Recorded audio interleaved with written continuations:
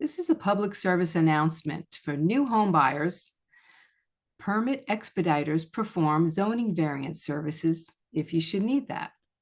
As a building permit expediter, I often represent clients in their case before the Zoning Board of Appeals. And last night, I was at a hearing where I was supporting a case for my clients who had a shed and a fence in a non-compliant zoning location, and they couldn't get permits and legalize it. So what that means, if you're not familiar with zoning law, every municipality, every township breaks their areas down, and there are zoning requirements for each structure that's built on the property. For example, you could have a deck or a pool and be allowed to have 2 feet off the property line in some areas, and in others, it has to be 10 feet off the property line. So for this client, I was representing before the board and making the case that they were new home buyers. They just bought this house in the springtime, and they had a shed and a fence in a non-compliant location. They closed on the property and didn't even realize they didn't have permits for that, and didn't know they were in a non-compliant location until the code enforcement officer knocked on their door. Unfortunately, they received a violation.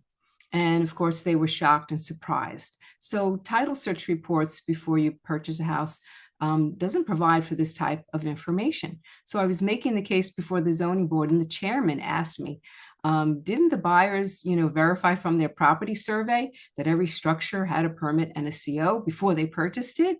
And of course, I replied, well, I think 95% of home buyers in my 25 years of permit expediting, I would say 95% don't even know that that's a precaution that they should be taking.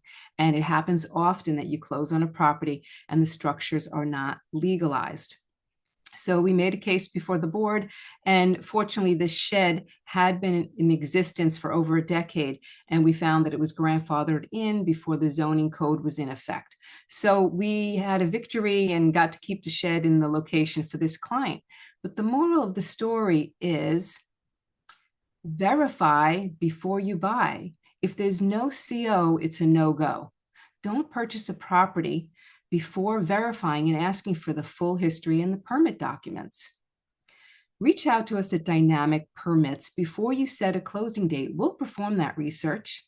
We'll check your survey against the documents in your local building department to verify. Otherwise, it could cost $10,000, $20,000 easily to rectify those matters, or sometimes have to move the structures if a zoning variance comes into play like that. So before you close on that property, reach out to us. We'll provide that research, and then you'll have the peace of mind, and you'll be able to walk into your home knowing that code enforcement will not be knocking on your door.